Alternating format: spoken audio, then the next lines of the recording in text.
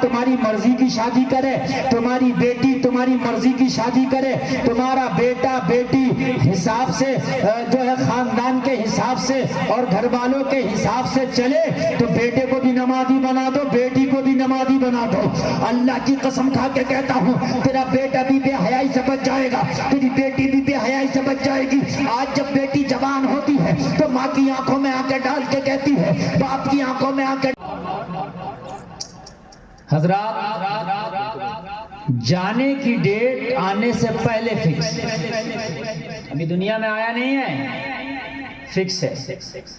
اور قرآن تو یہاں تک کہتا ہے وَلَن يُؤَخِّرَ اللَّهُ نَفْسًا إِذَا جَاءَ أَجَلُهَا، ایسی فکس ہے یہ ڈیٹ، ایسی فکس ہے موت کی، اللہ فرماتا ہے ایک سانس کی بھی مہلت نہیں دی جائے گی۔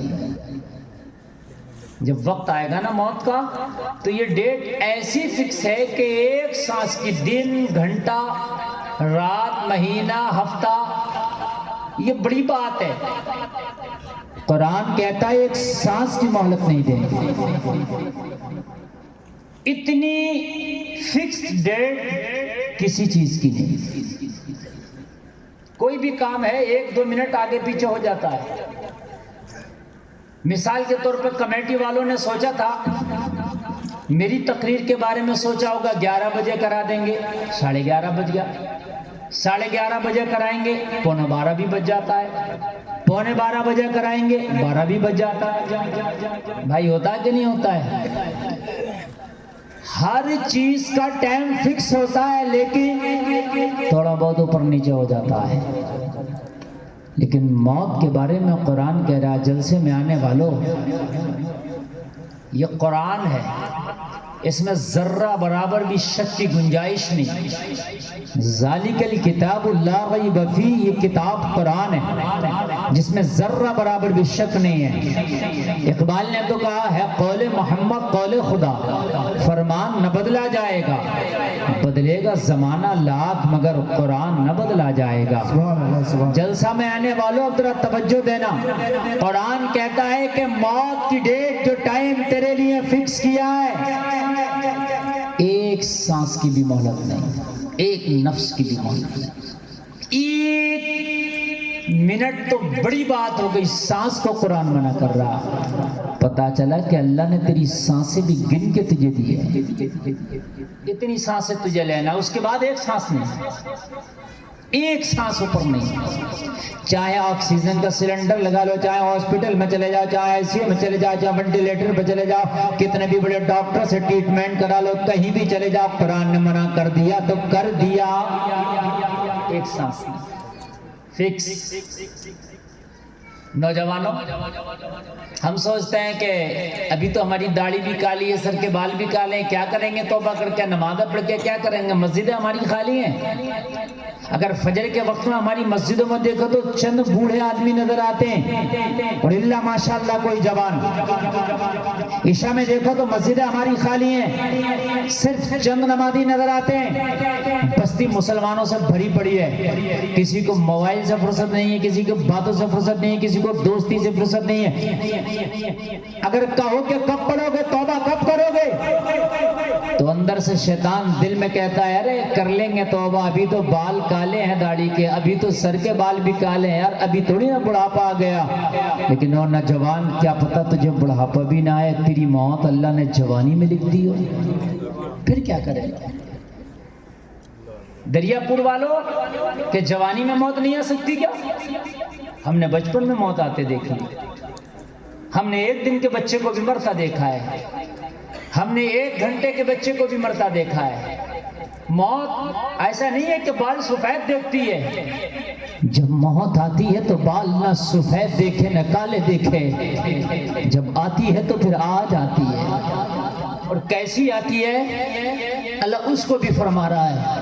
اینما تکونوا یدرککم الموت ولو کنتم فی بروج مشیدہ. اللہ اسے بھی فرما رہا ہے، اسے بھی کوٹ کر رہا قرآن کے اندر.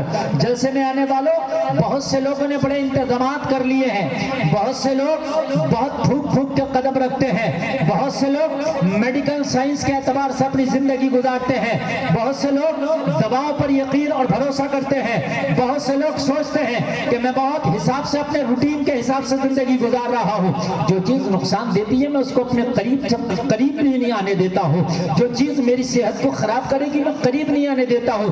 مگر تمہیں پتہ نہیں ہے جلسہ میں آنے والوں، اللہ فرماتا ہے تم کتنے ہی مضبوط قلعوں میں کیوں نہ بند ہو جاؤ، موت تمہیں وہاں بھی پالے گی. کہیں بھی چلے جاؤ آپ، کتنے ہی مضبوط قلعوں میں چلے جاؤ، دوائیوں کی تو اوقات کیا ہے. آپ فولادی قلعوں میں چلے جاؤ، آپ زمین کے تہخانوں میں چلے جاؤ، موت آئے گی تو وہاں بھی پالے گی. یہ ہے موت، یہ ہے موت. آج جو ہمارے معاشرے میں یہ برائیاں جنم لے رہی ہیں، پنپ رہی ہیں، ہمیں موت کا خوف ختم ہو گیا. خدا کی قسم اگر موت کا خوف ہماری نگاہوں کے سامنے ہو تو شرابی شراب کا جام چھوڑ دے گا. اگر شراب کا جام اٹھاتے وقت اس کو یہ خوف ہو کہ یار مرنا ہے اور یہ شراب سے دھت چہرہ قبر میں مصطفیٰ کو دکھاؤں گا، اگر اسی شراب کے نشے میں مجھے موت آ گئی، اسی نشے سے میں نہ ابھرا اور مجھے موت آ گئی، تو قبر میں مصطفیٰ کا جب دیدار ہوگا تو یہ شراب سے دھت چہرہ مصطفیٰ کو دکھاؤں گا. خدا کی قسم شراب کا جام چھوٹ جائے گا، نہیں پیے گا، لیکن موت کو یاد کرنے ہی تو چھوڑ دیا. سوچتے بھی تو جوانی ہے کہ تم نے نوجوانوں کو مرتے نہیں دیکھا، کہ تم نے طاقتور پہلوانوں کو دنیا سے جاتے نہیں دیکھا. جلسے میں آنے والوں کان کھول کر کے سنو، موت اپنے سامنے ایسے رکھو، ایک سانس جو لے لیا ہے نا، اس کے بعد جو دوسری سانس آنے والی ہے اس کا یقین مت کرو. اور اب تو یقیناً موتیں ایسی ہو رہی ہیں. یہ جو ہارڈ چلا نا، ہارڈ ایسی موت چلی ہے کہ سانس اگر اوپر نکلی تو نکلی کہ نکلی رہ گئی، اندر ہے تو پھر اس کو باہر نکالنے تک کی مہلت نہ ملی، اور کھڑا ہے تو گر گیا، بیٹھا ہے تو گر گیا. یعنی ایک جملہ نکالنے کی بھی اس کو مہلت نہ مل سکی اور موت آ گئی. یہ ہے موت اور یہ ہے زندگی. کس کے سہارے گناہ کر رہے ہو؟ یہ جو نمازیں چھوٹ رہی ہیں کس کے سہارے؟ یہ جو گناہ ہو گئے کس کے سہارے؟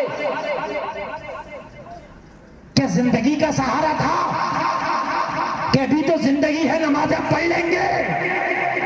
اگر تجھے پتہ نہیں ہے بڑی برق و شرار ہے دنیا، بڑی بے اعتبار ہے دنیا. زندگی نام رکھ دیا کس نے؟ موت کا انتظار ہے دنیا. آگاہ اپنی موت سے کوئی بشر نہیں، سامع ہے 100 برس کا پل کی خبر نہیں. کس سہارے پر نمازیں چھوڑی جا رہی ہے؟ سوال اپنے ذہنوں سے کرو، اپنے دل سے کرو. اے میرے دل یہ تو بتا، یہ نمازیں چھوڑی جا رہی ہے سہارا کیا ہے؟ اے میرے دماغ تو بتا، اے میری عقل تو بتا، اے میرے ہوش تو بتا، اے میری زندگی تو بتا. یہ جو میں عشاء کی نماز چھوڑ کے اپنے بستر پہ جا رہا ہوں، کہیں ایسا نہ ہو صبح کا سورج میری نگاہیں نہ دیکھ سکے. آج جو اپنے بستر پہ عشاء کی نماز چھوڑ کے سویا ہوں، میری آنکھ کھلے تو میرے گھر کا بستر نہ ہو بلکہ میری قبر کا بستر ہو سکتا ہے. ایک بار عشاء کی نماز چھوڑنے سے پہلے ایک بار سوچنا، توجہ کرنا. تقریر مجھے بہت یاد ہے الحمدللہ، اور میں کسی بھی ٹاپک پہ جب چاہے آپ میں بول سکتا ہوں. لیکن یقین مانیے میں محسوس کرتا ہوں مریض کو جس دوا کی ضرورت ہے وہی دیا جائے. جس چیز کی میں ضرورت محسوس کرتا ہوں بولتا ہوں. آج مسجد یقیناً خالی ہے، یقیناً خالی ہے. کیا مسجد میں رامتار آئے گا؟ کیا مسجد میں اوم پرکاش آئے گا؟ مسجد میں عبداللہ جائے گا. اور کلمہ پڑھنے والے مسجد تیرے لیے عبادت کے لیے بنائی گئی تھی، لیکن آج تو نے مسجدوں کی طرف سے پیٹھ پھیر لی. مجھے بتا قیامت میں جب اٹھے گا تو یہ مسجدیں بھی ایسی اٹھا لی جائیں گی، اور قیامت میں دامن پکڑ کے اللہ کی بارگاہ میں پوچھیں گی مولا یہ وہ شخص ہے کہ اس نے ہمیں ویران کر رکھا تھا، ہماری طرف رخ نہیں کرتا تھا. مجھے بتاؤ 24 گھنٹہ میں، نوجوانوں کان کھول کے سننے جو جملہ میں بول رہا ہوں، 24 گھنٹہ میں سونے کا ٹائم نکال دو، 6-8 گھنٹہ جو بھی آپ سوتے ہوں، اس کے علاوہ کم سے کم اگر 6 گھنٹہ 24 گھنٹہ سے نکال دو نا تو 18 بچا. 18 گھنٹہ میں کم سے کم 6 گھنٹہ تو آپ یا 8 گھنٹہ موبائل استعمال کرتے ہوئے میری گارنٹی. کم سے کم 6 سے 8 گھنٹہ نوجوان موبائل استعمال کر رہا ہے.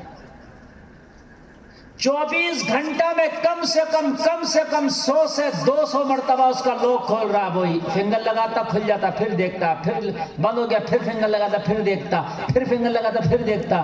موبائل کو 200 مرتبہ اوپن کرتا ہے، 5 مرتبہ نماز کے لیے وضو نہیں کر سکتا.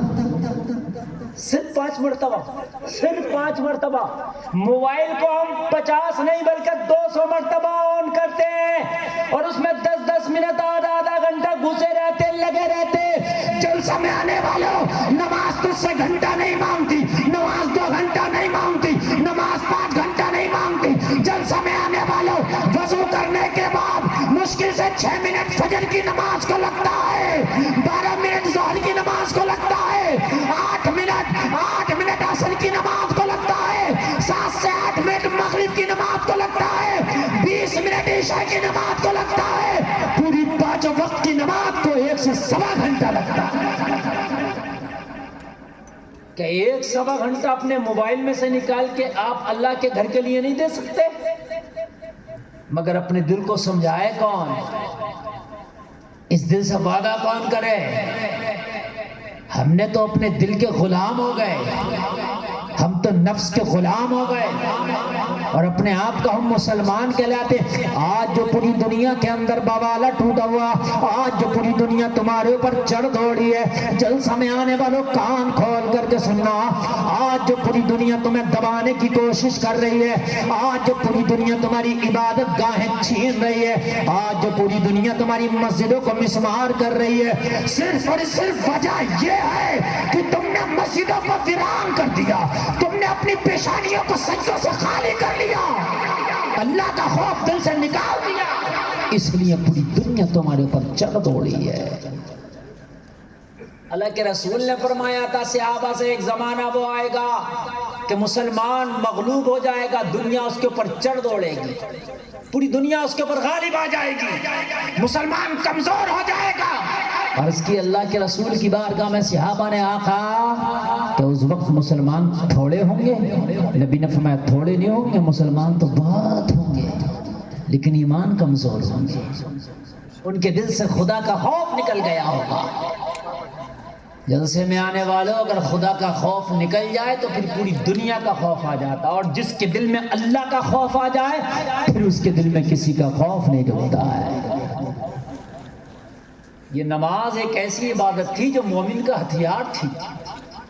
کیا ہے نماز مومن کا؟ زور سے بولو، مومن کا.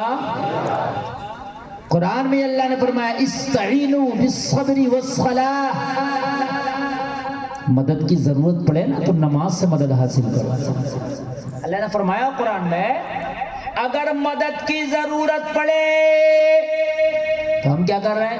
اگر مدد کی ضرورت پڑے گی تو بابا کے پاس جائیں گے، مدد کی ضرورت پڑے گی تو پیر فقیر کے پاس جائیں گے، مدد کی ضرورت پڑے گی تو ادھر ادھر بھاگیں گے. کان کھول کر کے سن، اللہ نے قرآن میں کہا مدد اگر چاہتے ہو تو بالصبر والصلاۃ، صبر اور نماز کے ذریعے اعانت مدد چاہو. جھوٹے بے نمازی باباؤں کے پاس جا. آج میری قوم اتنی سیدھی ہو گئی، اتنی سیدھی حضرت، بے نمازی باباؤں کے پاس میری قوم جا رہی ہے. ارے کم سے کم اتنا دیکھ لیتا، قرآن کہہ رہا نماز سے مدد چاہ. جس بابا سے جو تعویذ و گنڈا اور ڈوری اور پانی پھکوانے جا رہا ہے، یہ بابا تو خود بے نمازی ہے. یہ کیا تیری مدد کرے گا؟ ہاں؟ اگر جا بھی رہا تھا تو کسی بعمل کے پاس جاتا. اگر بعمل تیرے لیے دعا کر دیتا تو اللہ اس کی دعا قبول کر لیتا، اس کی دعا کے صدقے میں ہی تیرا کام ہو جاتا. بے عمل کے پاس. جلسے میں آنے والوں، آج سب سے بڑا تعویذ بتا کر کے جا رہا ہوں. آج کہتے ہو گھروں میں برکت نہیں ہے، گھروں میں پریشانیاں، گھروں میں دل نہیں لگتا، اور کان کھول کر کے سنو. آج تقریباً 30 سے 40% نوجوان ڈپریشن کا شکار ہے. ڈپریشن کا شکار ہے. آج ڈاکٹرز، یہ ان کا خود کا بیورا ہے کہ 40% نوجوان ڈپریشن کا شکار ہے. وہ جلسے میں آنے والوں کان کھول کر کے سن لو، اگر نماز سے دور بھاگو گے تو ڈپریشن میں جاؤ گے. قرآن کہتا ہے الا بذکر اللہ تطمئن القلوب، دلوں کا سکون اللہ کے ذکر میں ہے.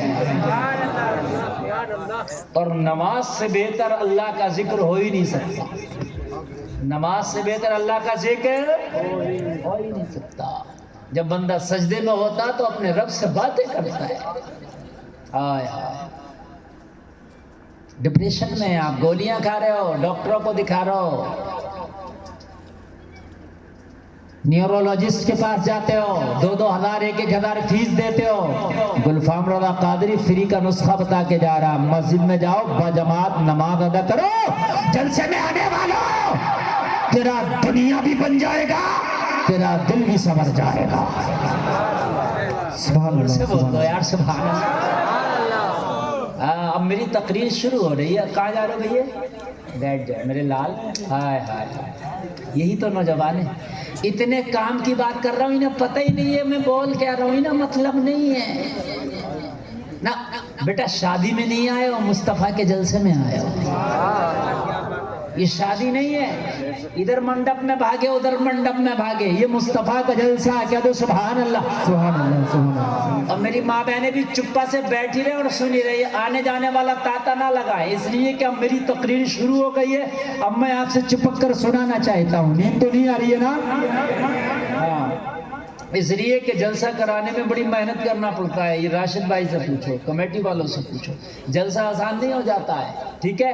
اور ہم جو یہ تقریباً 1,500-2,000 کلومیٹر کا سفر کر کے یہاں آئے، ہم نے تقریباً 36 سے 40 گھنٹے سفر کیا ہے. 40 گھنٹے سفر. اب ذرا غور کریں. اور آپ کے پاس آپ کو سنانے آئے اور آپ نے ایسے چادر اوڑھ اور بھاگنا شروع کر دیا. کیا مطلب ہے یار؟ سمجھو، ایک آدمی 40 گھنٹے سفر کر کے تم کو سنانے آیا، اور میں 40 گھنٹے سفر کروں گا واپس جانے کے لیے. تقریباً 80 گھنٹہ ہو گیا یار. اور تم کو 1 گھنٹہ سننے کے لیے تم تیار نہیں ہو یار. کیسی عقل کی بات ہے؟ عقل کے ناخون لاؤ اور بات کو سمجھو، اور نہ سمجھو گے تو مٹ جاؤ گے. ہندی مسلمانوں، تمہاری داستان تک بھی نہ ہوگی داستانوں میں. بات سمجھا؟ نماز کے حوالے سے میں گفتگو کر رہا ہوں. اپنے کانوں میں اگر روئی ڈالی ہو تو نکالو، سنو. اگر چاہتے ہو کہ زندگیوں میں بہاریں آ جائیں تو خدا کی قسم نماز پڑھنا شروع کرو. چاہتے ہو کہ گھروں میں برکتیں آ جائیں، نماز پڑھنا شروع کر دو. چاہتے ہو تمہارے بیٹا تمہارے بیٹی مؤدب ہوں، با ادب ہوں، والدین کا ادب کریں، والدین کے ہاتھ چومیں، نمازی ہو جاؤ. چاہتے ہو تمہارا بیٹا با حیا ہو، تمہارا بیٹا تمہاری مرضی کی شادی کرے، تمہاری بیٹی تمہاری مرضی کی شادی کرے، تمہارا بیٹا بیٹی حساب سے جو ہے خاندان کے حساب سے اور گھر والوں کے حساب سے چلے، تو بیٹے کو بھی نمازی بنا دو، بیٹی کو بھی نمازی بنا دو. اللہ کی قسم کھا کے کہتا ہوں، تیرا بیٹا بھی بے حیائی سے بچ جائے گا، تیری بیٹی بھی بے حیائی سے بچ جائے گی.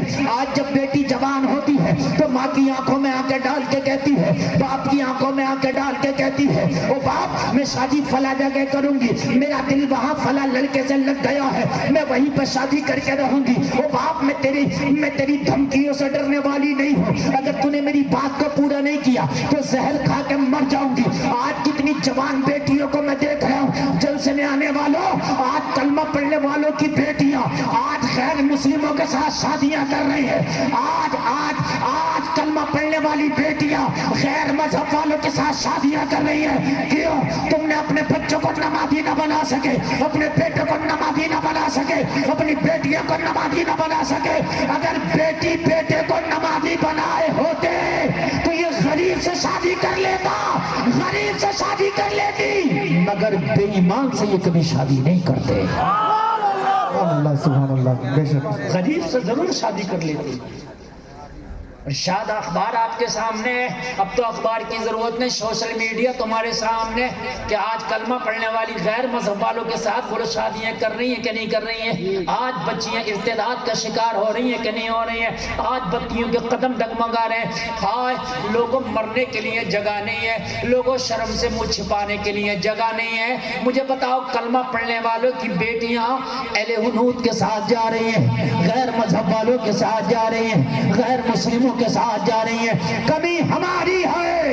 ارے جب بچہ چھوٹا ہو تو شریعت نے کہا ہے اس چھوٹے بچوں کو نمازی بنا دے. جب یہ نمازی بن جائے گا تو خدا کی قسم یہ جان تو دے سکتا ہے مگر ایمان کا سودا نہیں کر سکتا. سبحان اللہ, بے شک.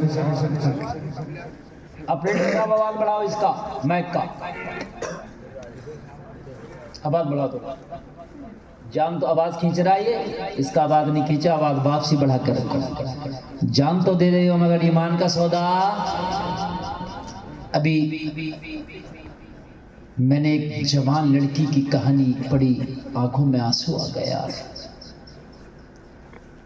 ایک کلمہ پڑھنے والی کی بیٹی دوستی کر لی غیر مسلم سے, اور دوستی کر کے اس کے ساتھ بھاگ گئی, شادی کر لی. باپ نے کیس کیا, کورٹ میں لڑکی کو پیش کیا گیا. جب لڑکی کو کورٹ میں پیش کیا تو اسی کورٹ میں باپ سے بھی ملاقات ہوئی. باپ نے اپنی ٹوپی اپنی بیٹی کے پیروں پر ڈال دی, میری ٹوپی کی لاج رکھ لے, اس لڑکے کو چھوڑ دے, آجا میں کسی کلمہ پڑھنے والے سے تیری شادی کرا دوں گا. چاہے میرا سب کچھ بک جائے, میری بیٹی میں سب کچھ بیچ کے تیرے جہیز میں دے دوں گا, مگر عزت کے ساتھ تجھے ودا کروں گا. بیٹی نے اپنے بوڑھے باپ کی ٹوپی پہ ٹھوکر مار دی. بناؤ بے نمازی اپنے بچوں کو, اس کا تمہیں پھل کھانا پڑے گا. بناؤ بے نمازی. اور جب تک تمہارے بچے بے نمازی رہیں گے, خدا کی قسم کھا کے کہتا ہوں, اپنے بچوں کو آپ سنبھال نہیں سکتے. اس لیے کہ قرآن کہتا ہے ان الصلاۃ تنہی عن الفحشاء والمنکر, نماز ہی ایک ایسا ہتھیار ہے جو بے حیائی اور بری باتوں سے روک دیتا ہے. سبحان اللہ, سبحان اللہ. چاہتے ہو یہ بچیاں اور یہ بچے بے حیائی اور بری باتوں سے رک جائیں تو خدا کی قسم بچے اور بچیوں کو نمازی بنا دو. بات سمجھ میں آ رہی ہے کہ نہیں آ رہی؟ نمازی بناؤ. نمازی گھروں میں ماحول بناؤ. صبح کو فجر میں اٹھنا ہے, جو بچہ نماز پڑھنے کے قابل ہے اسے اٹھاؤ. یہ نہ دیکھو سردی ہے. دین کے خاطر حسین نے جب 6 ماہ کے علی اصغر کو قربان کر دیا تو کیا اپنے 5 سال 10 سال کے بچے کو نہیں اٹھا کے سیدھا کر سکتا, چل فجر کی نماز پڑھ. علی اصغر تو 6 ماہ کے تھے, 6 ماہ کے علی اصغر کو پیش کر دیا کہ نہیں کر دیا اسلام کے خاطر؟ بولو کیا کہ نہیں کیا؟ وہ تو بچہ تھے, ان کو تو اندر خیمے میں رہنے کی ضرورت تھی, لیکن حسین نے پیش کر دیا.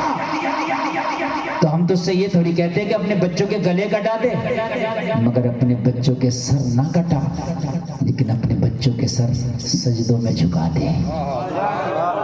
ذرا زور سے بولو. جب بچہ نمازی ہوگا تو پھر جوان بھی نمازی ہوگا. ماحول بناؤ. اگر فجر میں نہ اٹھا زبردستی اٹھاؤ. یہ بیوی پڑی ہوئی خراٹے لے رہی ہے اور نہیں اٹھاتا, 12 بجے تک موبائل دیکھتی ہے, 2 بجے تک موبائل دیکھتی ہے, صبح کو خراٹے لے رہی ہے. اچھا شوہر بھی نہیں پڑھتا, کسی شوہر نے نماز پڑھ بھی نہیں تو بیوی نہیں پڑھ رہی ہے. کان کھول کر سن لے, اگر بیوی نماز نہیں پڑھ رہی ہے تو قیامت میں اس کا حساب بھی تجھ سے ہوگا. کیوں نہیں اٹھایا اپنی بیوی کو؟ کیوں نماز کے لیے تنبیہ کیوں نہیں کی؟ کیوں سختی کیوں نہیں کی اپنی بیوی پر نماز کے لیے؟ اگر کسی کی بیوی نماز نہیں پڑھتی سختی کرو, کسی کی بیوی نماز نہیں پڑھتی تنبیہ کرو, کسی کی بیوی بے نمازی ہے سمجھاؤ, اس پر سختی کرو, نمازی بناؤ لوگوں. مگر سختی تو جب کریں جب خود نماز नमाज पढ़े? अरे खुद बे नमाजी है तो बीवी से कैसे कहेगा नमाज पढ़? बीवी तो खुद ही कहेगी तू तो पहले पढ़ ले। मुझसे क्या बोल रहा है? हाय हाय हाय। आज जो बेटियों के कदम डगमगा रहे हैं सबसे बड़ी वजह बेनमाजी। मुझसे किसी ने कहा था कि ये वजह क्या है? मैंने कहा मुझसे पूछो यार। बेनमाजी। नमाजी हो जाओ, बच्चों को नमाजी बना दो, वादा करता हूं कदम नहीं डगमगाएंगे, क्योंकि नमाज एक ऐसा हथियार है जो बेहयाई और बुरी बातों से रोक देता है। एक बात बताऊं मैं, एक नमाजी बच्ची